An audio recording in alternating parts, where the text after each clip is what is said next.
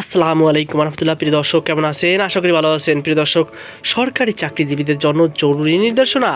চলুন বিস্তারিত জেনে নিই যুগান্তর রিপোর্টের মাধ্যমে। প্রিয় দর্শক, সরকারি কর্মকর্তা কর্মচারীদের প্রতিদিন সকাল 9টা থেকে 9টা 40 পর্যন্ত অফিসে বাধ্যতামূলক অবস্থান করতে নির্দেশ দেওয়া হয়েছে। সেবা গ্রহণকারী নাগরিকদের সুবিধা, প্রশাসনিক গতিশীল ও আন্ত দপ্তর সমন্বয় বাড়াতে এমন সিদ্ধান্ত নিয়েছে সরকার। সোমবার 2 মার্চ মন্ত্রিপরিষদ সচিব নাসিমুল গনির স্বাক্ষরিত এক পরিপত্রে এই নির্দেশ প্রদান করা হয়।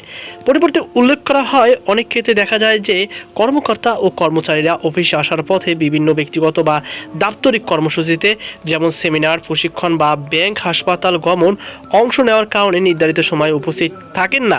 এতে সাধারণ মানুষের সঙ্গে যোগাযোগ ব্যাহত হয় এবং প্রশাসনিক গতিশীলতায় নেতিবাচক প্রভাব পড়ে। এই পরিস্থিতি এড়াতেই নতুন সময়সীমা নির্ধারণ করে দেওয়া হয়েছে। দাপ্তরিক কর্মসূচি প্রণয়নের ক্ষেত্রে এই 40 মিনিট সময় যেন বিঘ্নিত না হয়, সেদিকে সতর্ক থাকতে বলা হয়েছে।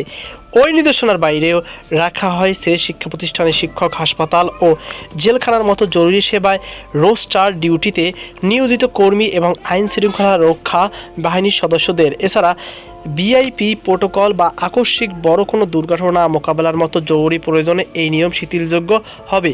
পরিপত্রে আরও কঠোরভাবে বলা হয়েছে যে কর্তৃপক্ষ লিখিত অনুমতি বা দাপ্তরিক কাজ ছাড়া কোনো অবস্থাতেই অফিস চলাকালীন কর্মস্থল ত্যাগ করা যাবে না। তবে এর আগে 2021 ও 2019 সালেও এই বিষয়ে পরিপত্র জারি করেছিল মন্ত্রিপরিষদ বিভাগ। তো প্রিয় দর্শক, এই ছিল আমাদের সর্বশেষ আপডেট। সকল ভালো থাকুন, সুস্থ থাকুন। আল্লাহ হাফেজ।